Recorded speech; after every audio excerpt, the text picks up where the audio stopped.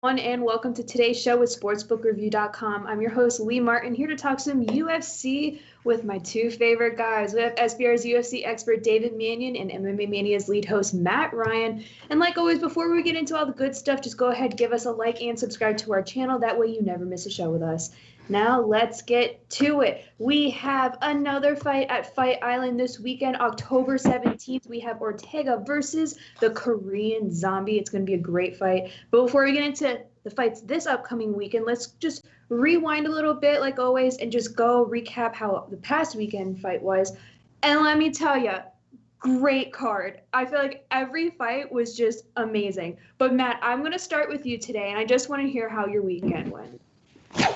Sorry, I had to eat a hat because of what I said last week. I was wrong. I was very wrong. Was right with the RVD comment, but when it came to some of the fights, damn South African MMA. Damn South African MMA has befuddled me and befooled me again. I have been bamboozled, run amok, ramshackled. MMA didn't land on us. MMA landed on me. So it was a rough weekend. Got some things right, got some things very, very wrong. And that's why I was chewing a hat just now, Dave. I held up my end of the bargain, and now my dog's trying to chew the hat. Olive, why are you trying to chew that? Now she's trying to fulfill her end of the bet as well. Hey, well, it happens. Let's hope this week you're not going to eat a hat, and we're going to have a great week. Well, how about you, Dave? How did your weekend go? Do you know what? It was a bit of mixed emotions. I'm not going to lie, because with the preliminary card, my predictions were crashing, one after the other, and we had the first four fights. They all went to decision as well. So nerve-wracking upon nerve-wracking, and Omar Morales crashed out, and I thought from then it was just going to continue going down. But as soon as we got into the main card, my predictions, they totally flipped. And I think I got all predictions other than Youssef Zalal correct on the main card. Ended up profiting. I gave out 2 or 3 parlays. They won. Dogs in their odds, cashed half of it. Main event article cashed, co-main event article cashed. So all in all, it was a good week. But more importantly, what we should be talking about is the knockout from Joaquin Buckley, because he not only got a performance bonus of the night, but I think he's up there with probably one of the top 3 knockouts in the history of martial arts or the UFC. Absolutely incredible.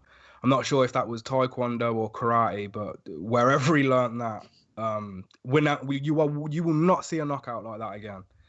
It's not going to happen. Absolutely incredible. It definitely has to be karate, because I learned that. But you won't see me out there doing that. When I saw that, I was just like, perfect timing. All right, now let's just go into this upcoming week. I'm getting too excited right now. So let's just begin. First fight of the card, we have Bantamweight Thomas Almeida versus Jonathan Martinez. Via BetOnline, we have Almeida at -133 and Martinez at +113. Dave, I'm going to start with you, if you can give us your breakdown and pick for that fight. Yeah, before I go into the fighters, I will point out that the odds on this, Martinez opened at +165. We're now looking at him close to evens, and he even went. He was a favorite. In fact, at some books, he still is a favorite. But for a good part of this week, he's been the favorite over Almeida, all down to the betting public. And I'm not sure if the bookmakers are this wrong on these odds with this opening line of +165. But I definitely saw this fight as more of a pick-em, considering we just don't know what Almeida's been doing. The problem with Thomas Almeida is he's been out now for a significant amount of time, and he's coming off pretty sure it's an eye surgery. It was, yeah. I think it's an eye surgery, right? 2 year. It's been a 2-year layoff. Now, obviously, taking that amount of time off with eye surgery, etc., that's the right thing to do. What are we going to see? Are we going to see the same Almeida that entered the UFC, and he's still got an impressive record now, 21-3-0. He just hasn't been active. And upon his arrival to the UFC, his first 3 fights, they were all performance bonuses that he got from each and every one of them fights. Then he was faced with Cody Garbrandt way too soon, and that was just an absolute mismatch. The hand speed and combinations from No Love handed Almeida his first ever knockout loss.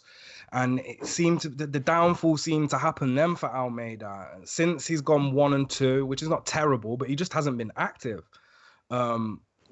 And then he took, a second knockout loss from Rob Font in his previous outing, and that was back in 2018, and that's the last time we saw him. Rob Font he's not Cody Garbrandt level, but he's also not at the bottom of the pile. So it's hard to take anything from that fight too. Now,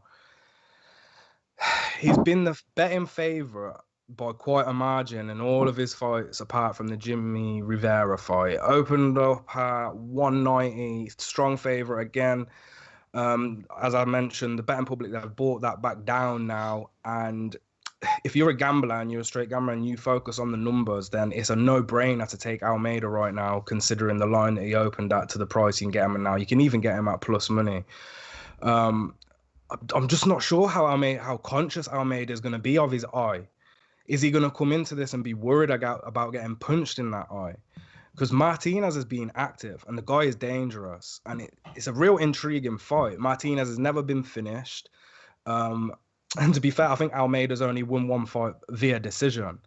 Knowing that his opponent has mainly relied on his knockout power, maybe Martinez has a good game plan for this. I mean, he did beat the veteran in Frankie Saenz. Round 3 knockout, I think that was. So that showed that he can hang with the OGs of the sport. Saenz isn't no green fighter. He is a dirty, old school guy who brings a lot to the table. And to be fair, Martinez handled that very well. I noticed he was strong in the clinch too. That is going to come in handy against Almeida, who comes from a strong Muay Thai background. And Almeida's roots stem back to training in Thailand. He's been in and out of Thailand, I think, throughout the majority of his career. So having a good clinch game will be good for Martinez. Martinez is young, but he has shown great awareness in the fights that we've seen him in so far. He hits with a lot of force, but he's also patient. He doesn't rush it, but he does keep the pace a high level. Really fast striking, great left high and body kick, beautiful mixture of strikes. I actually loved him at the dog money against Almeida, who we've saw struggle in his recent bouts. If Martinez keeps his pace high, I'm just not sure that Almeida is going to be able to keep up in the featherweight division. That's another thing for us to know. Almeida is taking this at featherweight, where he's going to be the smaller guy. The dog money, in terms of betting, yeah, I did like Martinez, but that line's gone. So for me, it's probably going to be a stay away unless we see Almeida creep up to maybe plus 110, and then it's a no-brainer for me. But if you're looking for a bet and you're a long-term bettor of this sport, the smart money is on Almeida right now. But my gut is saying that Martinez can pull this one off by decision. All right. Well, how about you, Matt? Do you agree with Dave, or do you have a different take on this fight? Yeah, this is a weird fight to me when you look at all the variables, as Dave brought up. Almeida had eye surgery in 2000, and he's been out since 2018. He was supposed to have a fight at UFC 235 against Marlon Moraes, but that was canceled because he needed eye surgery. And, as we saw with Michael Bisping, eye injuries are very costly and can not only cost you your career, but they can cost you significant quality of life. And taking 2 years away from the sport was the best thing for Almeida's life and career. But now you're coming back to a different UFC. The UFC's evolved heavily over the past 2 years, and you can look at the strides that fighters have made. And Martinez has fought twice this year. He's 1-1 in 2020, so he's been able to kind of deal with the rigors of the modern world and modern MMA world we've had to go into since the advent of COVID-19 at the start of the year.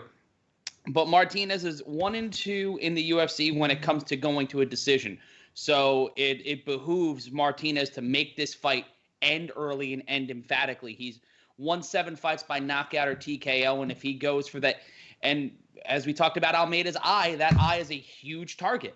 That eye is a huge target and a huge potential asset for Martinez to go after. So if I'm in Almeida's corner, I'm telling him every single time, keep your hands up, protect your eyes, protect your eye socket, because you don't want this fight to end and his career to end in such a way. This is a stay away for me. Almeida is the more seasoned fighter, so he's got that advantage, but 2 years off is 2 years off. And Martinez, if he can keep the pressure going, this is a fight that he's going to win. All right, well, there you guys have it. If you do want to get in on this fight via BetOnline, Almeida is minus 133 and Martinez is plus 113.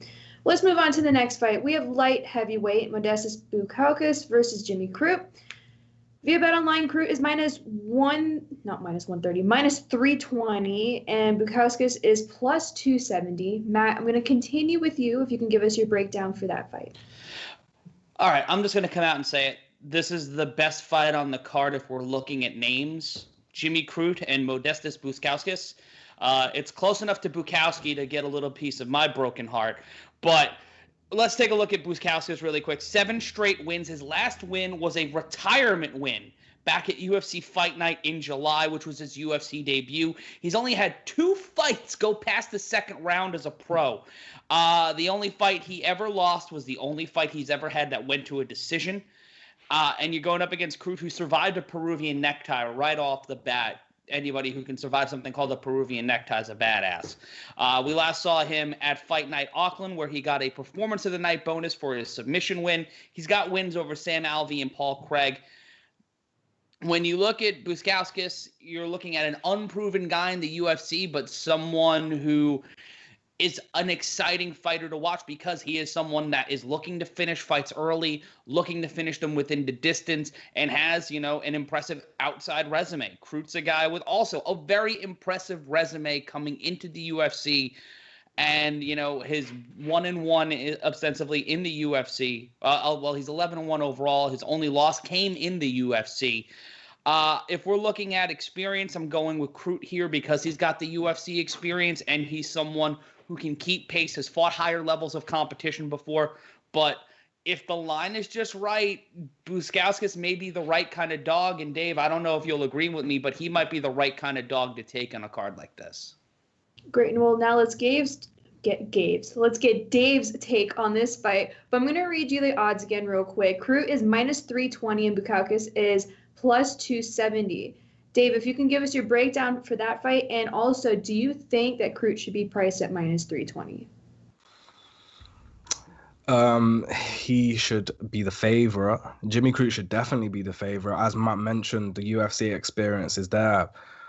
But should he be that heavy of a favorite? Not a chance. And I'm glad Matt touched on the dog subject because I am riding the dog this week. I'm sorry, but when you put 2 light heavyweights together who are a similar age, who have fought a similar amount of times, and yes, Crute is more decorated in certain areas like judo, etc. But these are the light heavyweights, and both of these guys can crack.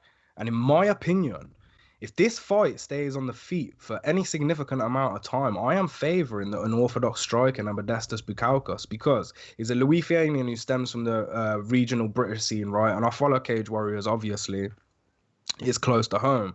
But he's trained all around the world. I know he trained in Albuquerque with John Jones and Arlovsky.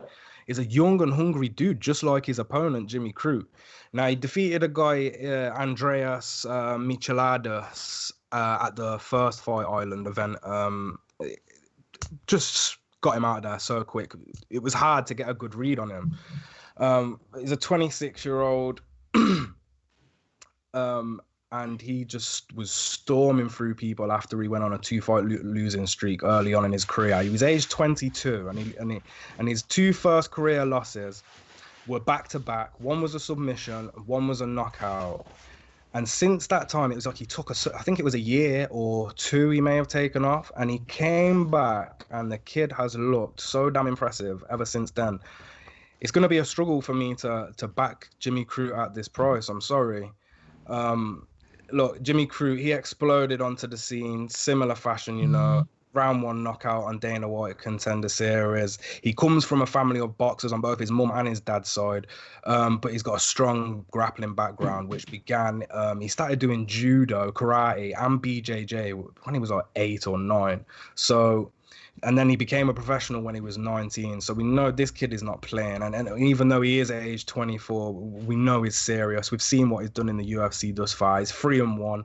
His only loss came against Misha Cirkunov. That's nothing to be ashamed about, especially age 24 against the experience that Misha Cirkunov had. Then he came up against Michal Alexijczuk, dismantled that hype train earlier this year.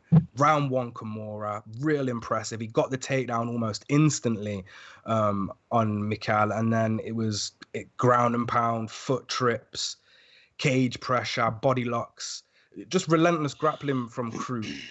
And then within 3 minutes, he mounted him, got the finish with a Kimura. Beautiful. Crute is really impressive, so it is hard to fade him. But this fight intrigues me, and it intrigues me because I just finished watching Bukauskas versus Martin Hamlet. Now, Hamlet is a Greco-Roman wrestler who, he wrestled the crap out of Bukauskas, but he could not destroy the will, and he didn't end the fight. Now, after 4 rounds of grappling the crap out of him, he got knocked out. This wasn't, at first I thought, okay, this maybe was a bit of luck, he's got up and he's just crapped in and popped him. But then I watched the fight before, and the exact same thing happened. Bukauskas was wrestled, then came back and knocked his opponent out. I don't think these guys want to stand with Bukauskas because he's a big dude, he's got a long reach, and his striking is just so unorthodox. At plus 300 with 2 young fighters, I'm going to take my chance with a taller guy, longer reach, who's heavy-handed, and he can put Crute out the same way Crute could choke him out. I think he's going to have learned valuable lessons in them fights that he had and still won, even though he got dominated in the wrestling. And I think he's going to have improved. And we even seen that in his last fight in the UFC. His opponent went for the takedown, and he got his head elbowed off his shoulders. So, it's the dog for me this week. I'm not going to go crazy, just half unit or a unit. But there's no way I can back Jimmy Crute at that price. That's not to say Jimmy Crute could come out, get a takedown, lock up another Kimura or rear naked choke, sweep it up. But in reverse, I believe that Bukauskas can do the same thing with his fists. And at that price, sorry, no, Jimmy Crute's not worth it for me this week. All right, well, there you guys have it. If you do want to get in on that fight, again, via Bet Online, Crute is minus 320 and Bukauskas is plus 270. Now let's move on to the next fight, and this is going to be a great fight, and honestly, I don't know which side to choose right now. But we have women's strawweight, Jessica Andrade versus Katlyn Chookagian. Via Bet Online, if I can find your name, Jessica Andrade is minus 150 and Katlyn Chookagian is plus 130. Dave, I'm going to continue with you if you can give us your breakdown and pick for that fight. Thank you, because I love Jess Andrade, and I don't think Katlyn Chookagian stands a chance, really. I mean, I see people tossing and turning this fight. I understand Katlyn somehow, and I didn't even realize that this had happened. She is ranked number 1 in this division, but unfortunately for her, she's already fought Shevchenko, already had the crap beaten out of her, and she's probably not going to get that shot again unless she comes with a significant win. I see this fight as if Katlyn Chookagian wins, she possibly won't get a title shot if she just wins some boring decision fight. Whereas if Jess is smart, okay, so she's stepping up into this division, and she's taking on a girl in Katlyn Chookagian who doesn't have like a huge name, but she is the number 1 ranked, and she knows if she beats her, she's going to walk straight into a fight with Shevchenko. Now, it's been a struggle because of how good Shevchenko has been in the women's flyweight division, so it's hard to find an opponent for her. But I'm telling you now, I would pay to see Jess Andrade versus Valentina Shevchenko.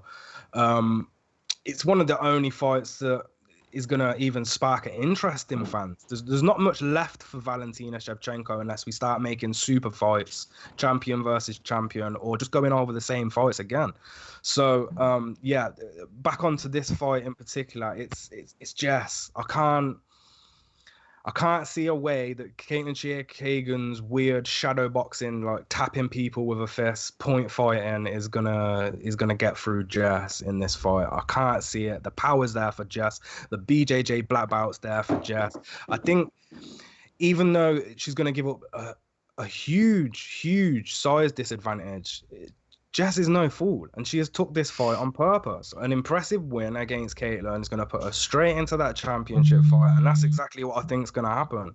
Chookagian sailed through some easy competition. Let's not pretend here. Andrade offers too much aggression for Chookagian to shadow box her away to a decision, because that's all I see this girl do. I don't mean to sound too disrespectful here, but she does not. When you match these two girls up in terms of aggression, it's not even close. I think Andrade holds the advantage in all areas. The only, obvious area that she doesn't is size. That's going to be a disadvantage for her, but, it's not caused her too many problems in the past. And, yeah, I mean, I've really slated Chookagian here, and I don't mean to, because I think she's done great. Look, she's had some significant wins, but no, not this weekend, guys. I think this price is great. I actually love this price on Jess. I think Jess should be minus 220. And the only reason we're not seeing Jess at these odds is because she's making a debut in this division, and Chookagian's had a nice run. She's had a nice run. But that run's about to come to an end this weekend. For me, it's Jess Andrade. And look, Chookagian's tough. I'm not sure Andrade will get her out there. And I'm looking at the decision prop right now at plus 230 with Bookmaker. Tempting. Very tempting to take Andrade by decision, but because the price is so good on a straight, I think it'll be a straight play for me, minus 140. Yeah, minus 140 is one of the best prices you can get right now, and I think that's great. All right, great. Well, how about you, Matt? Do you have a different take on this fight, or do you think this fight is going to go the distance or stay within the distance? This is staying within the distance.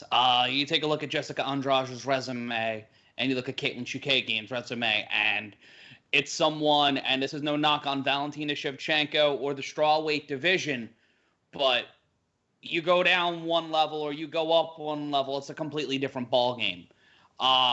Andrade returning to this division, this is going to be an interesting move for her moving up in weight. So Chookagian has some semblance of an advantage if this fight goes into the third round in terms of cardio, but Jessica Andrade is a monster. She is vicious. Look at the hitters she's had to go up against in her last two fights, Weili Zhang and Rose Namajunas.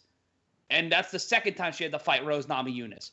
So when you look at Chookagian, yeah, she split a series with the Shevchenko sisters, but when it's just the Shevchenko sisters at the top of her divisions, and there is a disparity between Antonina and Valentina. Huge. In terms of quality. Yeah, it's kind of like the Canseco brothers or the McGuire brothers for baseball fans. They're talented, yes, but there are levels to this game, and there are levels to this fight. I think that Andrade, with a win here, gets a title shot no matter what. Chookagian is first in the division just because it, happenstance. And I'm not saying she's a terrible fighter by any stretch of the imagination. I'm not attacking her skills. She's number one for a reason. But when you're looking at the disparity between the strawweight and the flyweight divisions, it's not even a fair fight. It's not even an equitable comparison. So the UFC, Mick Maynard and Sean Shelby are hoping Andrade gets the win, because I don't think they see a Chookagian-Shevchenko rematch as a headliner for a pay-per-view, let alone a headliner for a fight night. Like, let's look at this fight really quick. Jessica Andrade is third from the top. That, to me, is odd matchmaking when you look at the next fight between one person making their UFC debut and a guy who, has not fought this year and had 4 fights last year, but has not fought at all in 2020. When you look at that, and then you look at the main event, which is a top quality main event, but you have a former champion in your co-main. I think they know that this fight is a wash in terms of how they booked it, how they've slotted it. This is going to be a long night for Katlyn Chookagian. Mm-hmm. Well, I'm just going to go to the chat real quick. And Dan Moss says, I can't see Andrade winning. She's a smaller version of Maya, and she lost to Chookagian. Maya landed at 25% striking accuracy. Andrade is smaller with a shorter reach. Do you guys have anything to say to that? She massacred Rose Namajunas.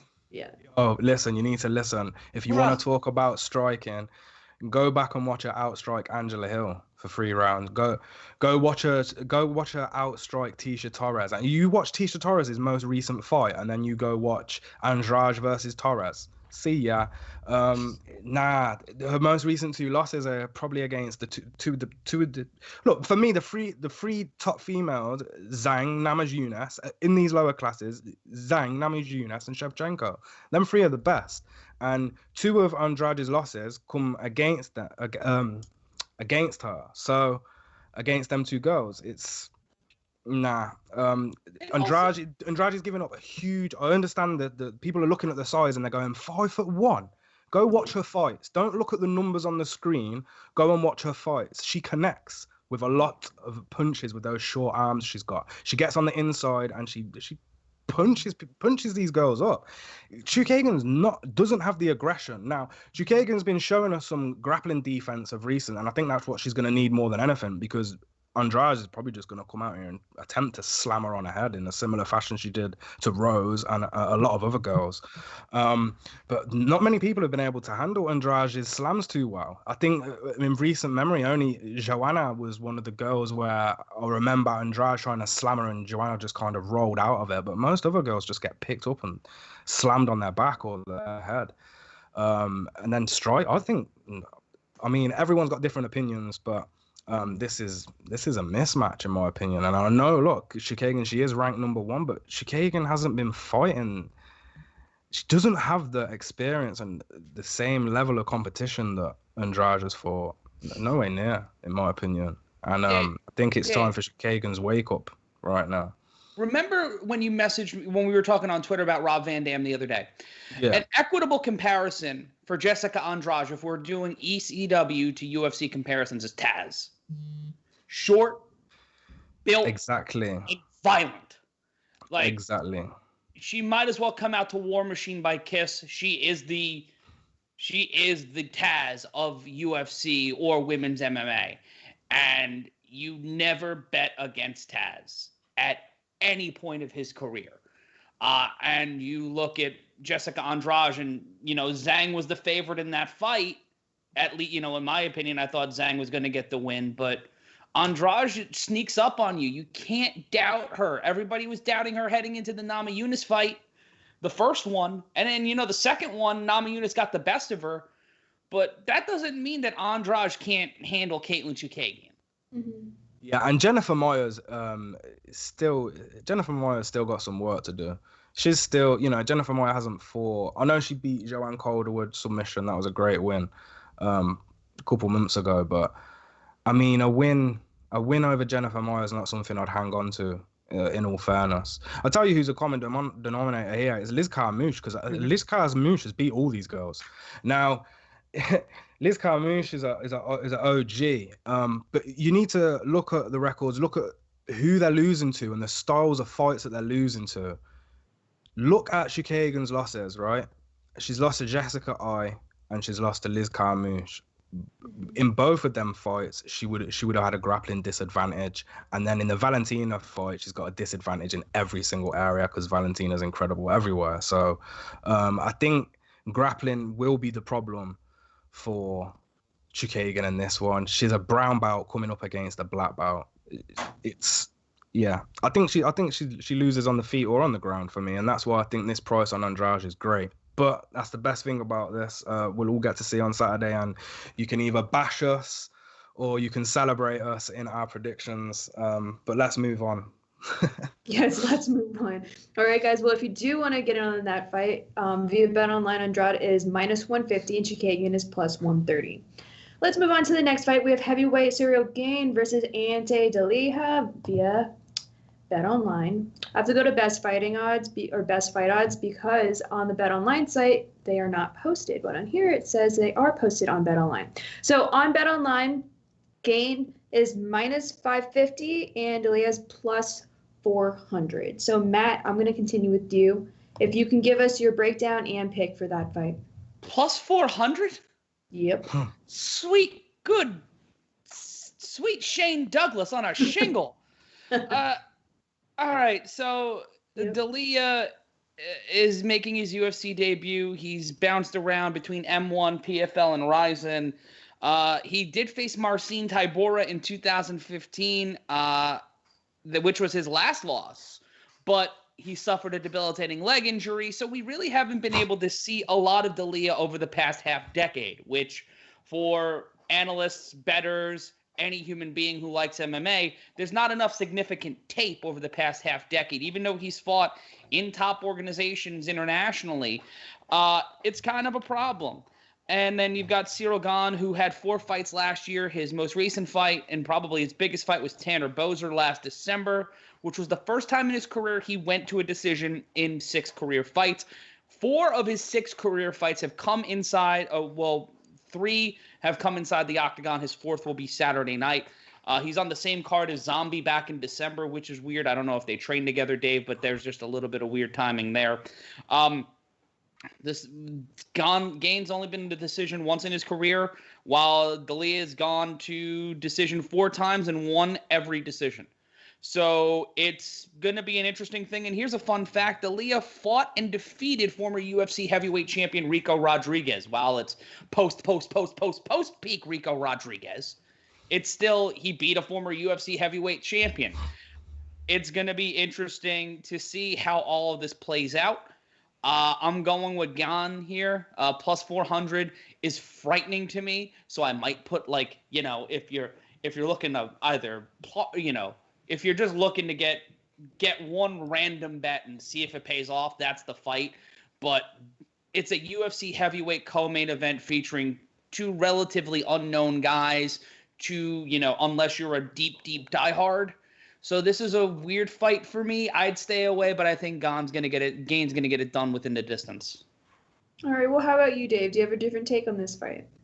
No, it's pretty much the same. Our boy Cyril is just great to watch. I mean, if you're familiar with Muay Thai, you will be familiar with the name Cyril Gane. Because, listen, before he even began his MMA journey, this guy, I think he was 7-0 in professional Muay Thai. He won a Muay Thai title. Then he goes, do you know what? I'm going to try this MMA thing out. He's now 6-0 in MMA, undefeated. And Tanner Boser was the last fight, wasn't it? Tanner Boser was the only guy who was able to take Cyril to the judges' scorecards. This dude is scary, man, and future prospect for sure. Devastating kicking and punching power. As I mentioned, undefeated MMA and Muay Thai, so combined he's 13-0. He's a former TKO heavyweight champion. That didn't last for long because the UFC were like, yes, please, we'll have a bit of that. This fight in particular, he's lacking the MMA experience, but in terms of the high-level UFC experience, he is the guy that has had 3 fights in the UFC where his opponent hasn't had none, and he's making his debut. These short notice replacements, as we mentioned last week, they're just becoming regular. It's a regular occurrence now since the COVID-19 pandemic. And with the need for fighters, new opportunities arise, okay? And one of the guys who's looking to capitalize, and Ante, I'm not even sure how you pronounce his first name. I think it's Ante Delija. But he's been a professional for 9 years, enters the UFC, he's got some good hands, and he does actually train in Croatia, in Zagreb, with former UFC champion and every UFC diehard knows Mirko Krokop. So, he has got a nice team and some training partners alongside him. His most recent contest was for KSW, and he fought a guy who I'm familiar with in Ollie Thompson, who had a 20-11 record. The difference is Ollie Thompson is getting close to his 40s, and his fighting days are kind of past it. So, I think it was a first or second round knockout he got over Ollie Thompson in his last fight. But it's hard to go off. And as Matt mentioned, yeah, he has an extensive career, but in terms of recent fights and recent footage on him fighting, there's not much to go off. Listen, Cyril he's got this scary confidence to him where there's no ego there, and he's so calm and collected when he enters this octagon, and then boom, the Muay Thai specialist in him comes out and he starts throwing these punches and kicks. And yeah, he's in that same category as, you know, your Ngannou's and your Jairzinho Rosenstrikes. He's in that. The power, the athleticism, the speed are all going to favour the Frenchman this weekend. Now, his opponent, I'm not saying his opponent's no bum, but yeah, the power, athleticism, and speed are all going to favour our boy Cyril this weekend. And the odds are very steep. And I know I was just, you know, cussing the Crute price. I think he's going to get it done inside the distance. I really do. I don't think, especially with these... You don't want to replace a fighter on short notice against a guy like Cyril Gane. You really don't. For me, it's Cyril to win this inside the distance, and you can get that at -185. I'm not sure if I'm going to play that single or parlay it, but I've got confidence in our boy Cyril getting back to his old self and knocking people out, or even tapping him out. Actually, I can't quite decide if he's gonna knock him out standing or if he's going to drop him and then, you know, catch him in a rear naked choke. But I do think he will get it done inside the distance. All right. Well, there you guys have it. If you do want to get in on this fight, again, via Bet Online, Cyril Gane is -550 and Ante Delija is +400. Let's move on to the main event. We have featherweight Brian Ortega versus the Korean Zombie. We have Chael Soon-Jung via Bet Online. Chael Soon-Jung is -195 and Brian Ortega is +170. Matt, I'm going to start with you. If you can give us your breakdown and pick for the main event. Okay. So I would be remiss to say I'm not picking the Korean Zombie because he is the Korean Zombie. Let's run through this really quick. First of all, he's the freaking Korean Zombie. Second, he's on a 2-fight winning streak with wins over Renato Moicano and Frankie Edgar, common opponents to Brian Ortega. His last loss was a Fight of the Night classic against Yair Rodriguez in 2018. Also, Lee, you want to know a fun fact? Do you know the last time the Korean Zombie went to the judges' scorecards? I do not, actually. 2010 in WEC. Really? 2010. It has been a full decade. We went through 1.5 Obama presidencies. We went through the entire first Trump presidency, and whatever the hell comes next with Korean Zombie not seeing a scorecard. The man is not human. I don't know how he's able to fight legally because I check his blood because he may be a shoot zombie. 6 wins by knockout or TKO, 8 submission wins, 2 wins by decision. He's only been to the scorecards 4 times in his career, and he's an even 2-2.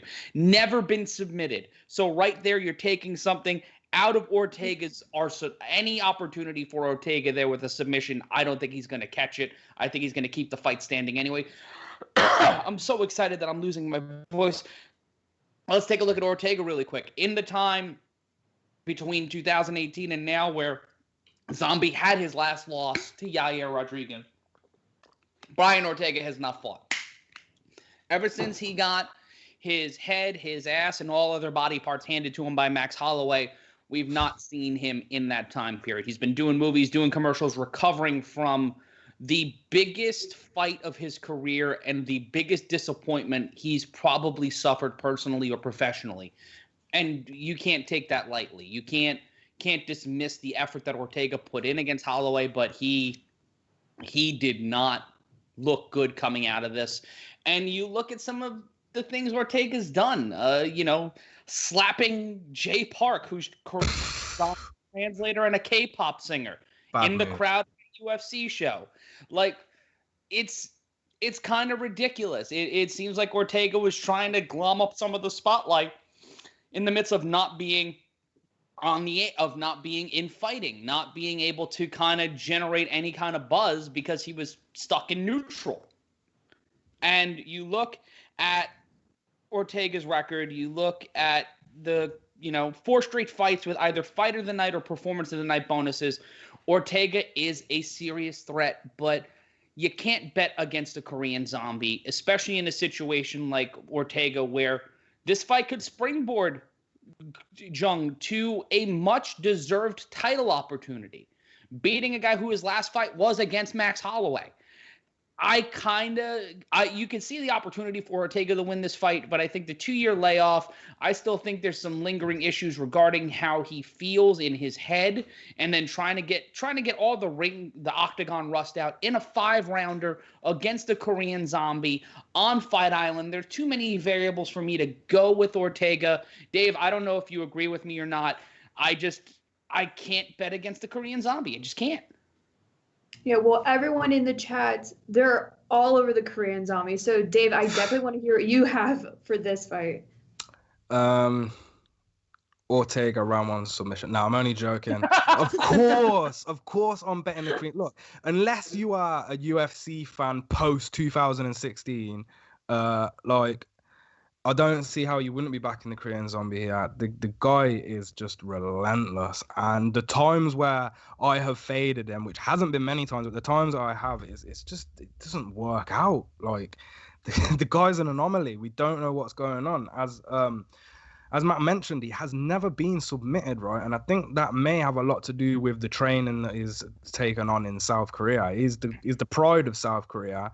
Possibly, the most talented Asian fighter to ever compete in the UFC. He's a highlight reel just waiting to happen, which I mentioned on my First Look article. And he's currently riding a 2-fight win streak with 2 first-round knockouts over Renato Carneiro and Frankie Edgar, former champion in Frankie Edgar. And he has to defeat Brian Ortega this weekend to get a title shot. And that's as plain and clear as it gets. Look, Brian Ortega is definitely going to be a problem for, I think, the Korean zombie in the early goings. But if this doesn't end in the first round, I think that Ortega's going to get pieced up in a worse way than Max Holloway did. And I'm not even joking. When you're watching Max Holloway pause halfway through the fight to teach Brian Ortega to keep his hand up, then, that's where you're seeing a problem.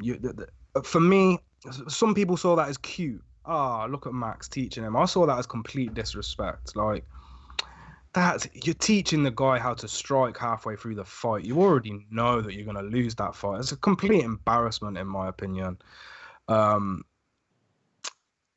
zombie by devastation. Another highlight reel. I don't even have to break it down too much. Go read the First Look article on the sportsbookreview.com if you want the deep dish. But the odds are great for me.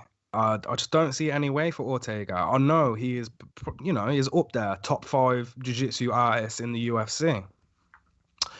But, this is the Korean zombie. He doesn't get choked, and he is an incredible striker.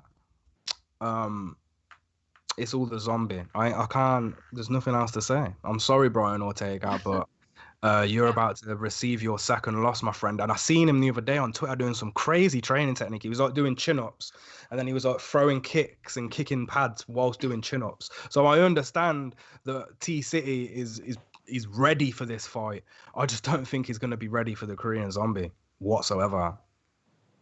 All right. Well, now I'm looking in the chat, and 2020 Vision asks, question is, how will Zombie finish him? Yeah. So that's a question. I mean, I don't see Brian Ortega getting submitted. No. But at the same time, I could also see the zombie dropping him. And, we see it happen a lot. A significant amount of submission wins don't always necessarily come through jiu-jitsu. They come through a stunned fighter who then gets his neck caught. So that's the only way I could see TC getting choked out in this one, is if Zombie drops him and then maybe gets his back while he's stunned. But no, I think it's going to be a TKO stoppage. I think the ref will, because listen, Ortega's a tough dude and he's a talented fighter, and the world's at his feet. He's still young, 29, right? So this loss will mean nothing to him, whereas the zombie's been about forever, and his duty for the Korean military has prevented him from being the star that he should be. And it makes me sad, because we should have saw the Korean zombie a lot more, but he didn't want to break, international laws. So he served for his country. And I think that a lot of hand-to-hand combat he would have learned in the military as well, because I know Korea are deep on their martial arts. And I think that's one of the reasons helped him avoid these submissions, not just his jiu-jitsu, but his actual job and what he does as a living too, besides fighting. But yeah, it's all the zombie, man, and I cannot wait for this fight. Any Korean zombie fight makes any card exciting. It's going to be great.